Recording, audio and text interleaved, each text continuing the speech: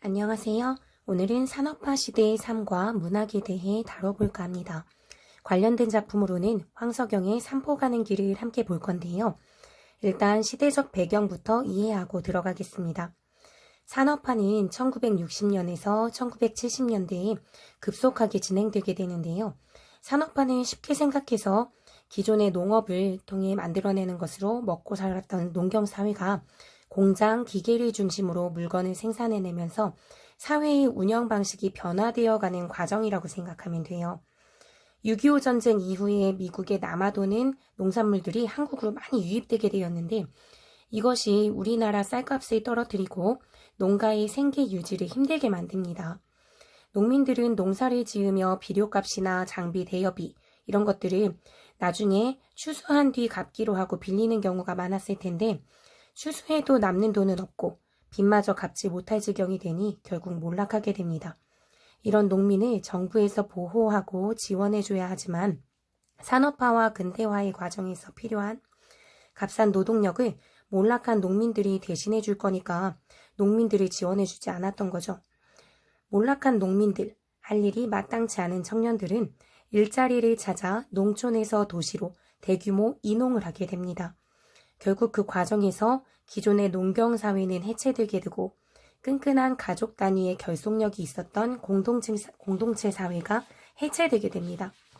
농사일을 하던 평범한 어린 소년, 소녀들이 일을 할 수 있는 곳은 그다지 많진 않았어요. 한정돼 있었던 거죠. 굉장히 뛰어난 기술이 있지 않아도 할 수 있는 것들을 이제 하게 되는 거예요.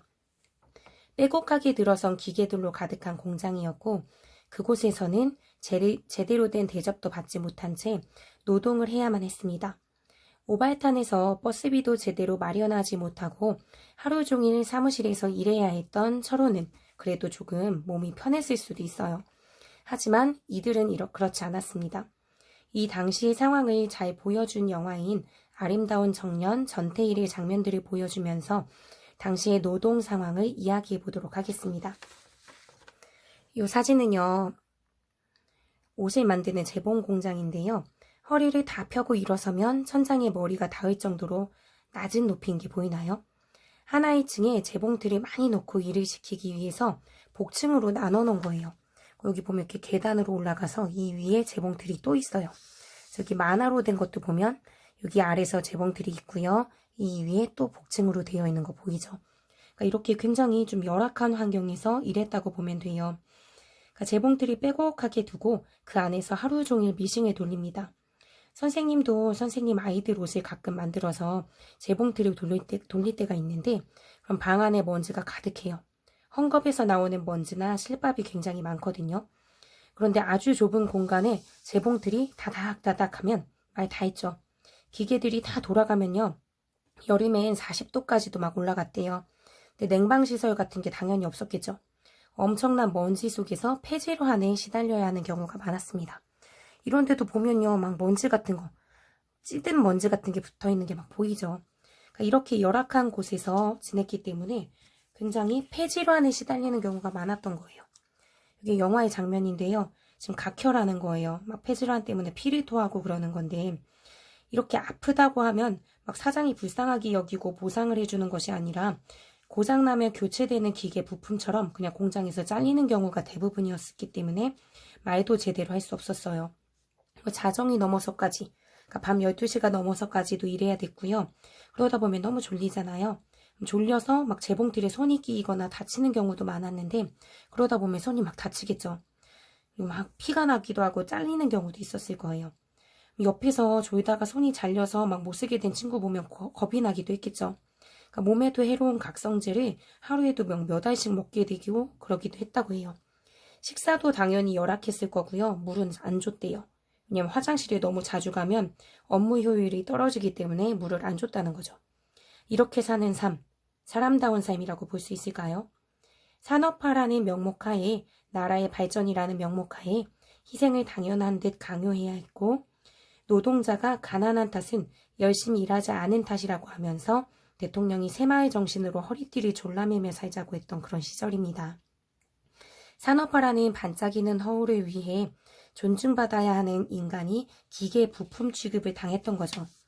이런 것을 인간 소외 현상이라고 합니다.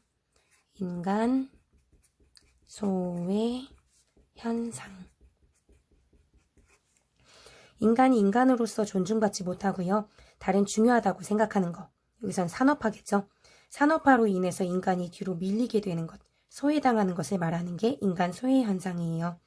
그러다 보니 살기 위해서 노동운동을 하거나 이렇게 전태일처럼 노동법이라든지 근로기준법을 준수하라고 하면서 분신자살하는 그런 사태가 벌어지기도 했어요. 아니 분신자살을 하다니 이렇게 극단적인 방법을 택했을까 바보같이? 라고 생각하기보다는 그럴 수밖에 없었던 현실에 주목해주면 좋을 것 같습니다.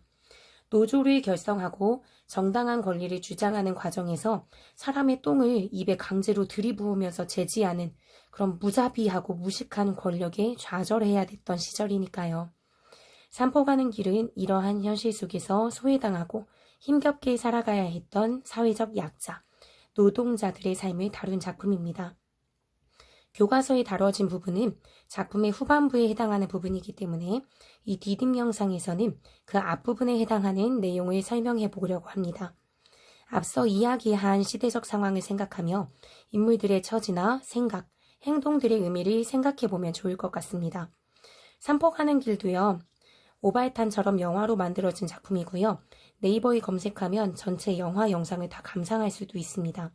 공부하다 머리를 좀 식히고 싶으면 봐도 좋을 것 같아요. 그러면 산포 가는 길의 내용에 대해서 좀 살펴보도록 하겠습니다. 짠! 소설은요. 뜨내기 노동자인 영다리가 공사판에서 밥값을 떼먹고 도망치는 내용에서 시작이 돼요. 사진에도 공사판의 모습이 나오죠? 여기. 산업화와 도시화가 진행되는 과정에서 많은 공장이나 건물들이 지어지게 되는데요. 하나의 건물이 평생 짓고 있진 않잖아요. 몇 년을 짓거나 또는 빠르게 끝나면 1년 안에도 끝날 수 있습니다. 하나의 공사가 끝나면 공사판의 인부는 새로운 곳을 찾아 헤매야만 합니다. 새로운 곳을 찾으면 다행이지만 그렇게 하지 못하면 기약 없이 헤매고 굶어야만 합니다. 영달도 고향을 등지고 나왔을 때는 도시에서 성공할 수 있으리란 기대가 있었겠지만 그러한 기대는 이제 무너진 지 오래입니다. 그러한 영다리가 기약 없는 여정을 시작한 지 얼마 안 됐을 때요. 비슷한 처지에 정씨를 만나게 됩니다. 이렇게 정씨 나와 있죠. 정씨도 순탄하게 살아온 인물은 아닙니다. 왜 교도소에 가게 됐는지 나와 있진 않지만요. 교도소에 있다가 나와서 거기서 배운 기술로 영다리처럼 뜨내기 노동자로 살다가 10년 만에 고향인 산포로 가는 중입니다. 오발탄의 영호가 감옥에서 나오면 정씨같이 살게 될까요? 약간 비슷한 느낌도 있습니다. 어쨌거나 이 둘, 영다리와 정씨가 만나서 이야기를 나누는 가운데 영달이 정씨를 좀 부럽게 생각하는 장면이 나옵니다. 약간 부럽게 느끼는 거죠. 왜 그렇게 생각할까요? 둘 다 어차피 여기저기 떠돌아다녀야 되는 가난한 뜨내기 노동자인 건 차이가 없는데 말이죠. 그 이유는요. 정씨의 경우는 고향에 돌아가고자 한다는 것. 즉 정씨는요. 고향이 있어요. 그런데 영다리의 경우는 고향이 없는 거죠. 세상에 고향이 아예 없는 사람은 없겠지만요. 여기서 고향은 지금 이제 충분히 돌아가도 될 만한, 갈 만한 곳, 떠돌이 생활이 끝내고 돌아가도 될 만한 곳이라는 의미로 생각하면 돼요. 즉 영다리에게는 돌아갈 고향이 없어요. 내가 이제 돈 벌겠다고 생각하고 다 버리고 떠나온 것이기 때문에 지금 돌아갈 수 없는 거죠. 하지만 정씨의 경우는 이제 돌아가야겠다라고 생각하는 거예요. 그렇기 때문에 서술자의 경우는 둘이 전혀 사정이 다른 처지라고 말하고 있습니다. 정씨에게 고향인 산포는요. 어떤 곳이냐면 정씨 입을 통해서 설명이 되는데 굉장히 아름다운 섬, 비옥한 땅, 고기도 얼마든지 잡을 수 있는 풍요로운 곳으로 그려집니다. 사실 이렇게 완벽하면 왜 굳이 나왔겠어요. 삶의 힘겨운 시간들을 보내고 떠올리게 된 고향은 아주 넉넉하진 않더라도 어떻게든 근근히 살 수 있는 적어도 마음이라도 편안한 곳이기 때문에 그리워하고 약간 미화된 것도 있겠죠. 돌아가면 괜찮을 만한 곳 이렇게 말이죠. 그렇게 산포는 정씨나 영다리처럼 떠돌며 살아야 하는 자들의 마음의 고향이 될 수 있어요. 마음의 고향이자 정신적인 측면에서 쉴 수 있는 안식처의 역할을 하는 곳이라고 보면 좀 적절할 것 같습니다. 모든 것을 잃고 힘겹게 살기 전의 상태를 그리워했던 오발탄의 철호의 어머니처럼 산업화 시대 당시의 현실이 너무나 힘겨웠던 도시의 노동자들은 마음에 위안해 줄 수 있는 고향을 막연히 그리워하면서 살았을 거예요. 사실 그 속에서의 삶이 어려웠기 때문에 뛰쳐나온 것임에도 불구하고 도시의 삶이 더 힘들잖아요. 사람다운 대접을 받지도 못하니까. 그러니까 적어도 사람답게 살았던 그 고향을 좀 그리워했던 것 같아요. 도시에서 지친 몸과 영혼을 달랠 수 있으리라 기대하면서 고향을 그리워한 거죠. 이 둘은 동행하는 가운데 서울식당이라고 하는 곳에 식사를 하기 위해 들르게 됩니다. 식당이라고는 하지만요. 뜨내기들에게 유흥주점처럼 좀 성접대 같은 것도 하던 곳이라고 생각하면 됩니다. 거칠게 살아온 삶을 잘 보여주는 것 같은 식당 주인이, 이게 지금 영화의 장면인데요. 이 식당 주인은요. 이 식당에서 일하던 술집 작부인 백화가 도망을 쳤는데 잡아다 주면 사례비를 주겠다고 얘기합니다. 형편이 넉넉하지 않은 영달과 정씨는 여기에 솔깃해하면서 인상착의를 주의 깊게 듣죠. 그리고 다시 길을 떠납니다. 그들의 눈앞에는요. 새하얀 눈밭에 새빨간 옷을 입고 허연 궁둥이를 보이면서 볼일을 보고 있는 여자가 눈에 들어옵니다. 이 여자예요. 눈을 탁 마주쳤는데도 당황해하지 않죠. 여러분이 볼 일이 급해서 어쩔 수 없이 노상방뇨하고 있는데 나와 다른 성별을 지닌 사람들이 지나가다가 목격하면 어떨 것 같아요? 선생님 같으면 얼굴을 가리고 도망을 가든지 할 것 같은데요. 이 여자는 뭐라고 하냐면 개새끼들 뭘 보고 지랄이야? 하고 욕을 막 쌍콤하게 날립니다. 촉이 옵니다. 이 여자가 바로 백화구나 하고 생각이 드는 거죠. 그래서 사례비나 두둑하게 챙겨야겠다 하고 생각하는 영달이 좀 협박하듯이 얘기하지만 백화는요. 표정 보세요. 절대로 기죽지 않습니다. 그러면서 하는 말 속에서 백화의 힘겨운 과거가 좀 드러나게 되죠. 영달이나 정씨나 다 힘겹게 살아온 사람들이잖아요. 돈도 필요하긴 하지만 어디 가서 여승이나 돼서 삶의 짐을 다 내려놓고 살고 싶다는 백화를 팔아넘기는 것까지 할 정도로 인성머리 없는 사람들은 아니에요. 가족들을 위해 돈을 좀 벌어보겠다고 서울로 어린 나이에 상경했다가 돈을 많이 벌게 해준다는 말에 따라간 곳에서 좀 끔찍한 경험을 하고 술집 작부의 삶을 살게 된 백화의 과거 이야기를 좀 듣게 돼요. 그러면서 백화에 대해서 연민을 하게 되죠. 그러니까 연민, 좀 불쌍하게 여기는 거죠. 그러니까 딱하게 여기게 되면서 같이 동행하게 됩니다. 이제 아래로 좀 내려갈게요. 그러니까 여기 나와 있는 이제 세 인물들은요. 산업화가 이루어지는 과정 속에서 소외되고 부품 취급당하고 그러면서 떠돌아다니면서 살아야 됐던 사회 하층민의 모습을 좀 잘 보여줘요. 이런 하층민들이 함께 길을 걷게 된 거죠. 정씨는 고향으로 가는 거고 영달은 새로운 일자리를 찾으러 가고 백화도 도망을 치러 가는 그런 길입니다. 이렇게 인물들이 길을 떠나고 걸어가는 과정 속에서 벌어지는 일을 다룬 소설을요. 여로형 소설이라고 얘기해요. 여로형 소설.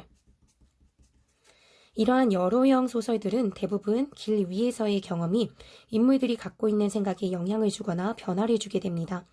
영달과 정씨도 처음에 서로 경계했다가 친밀해져가는 과정을 보여주는 것처럼 백화도 처음엔 영달과 정씨를 경계했다가 점차 가까워지는 과정을 보여주는데요.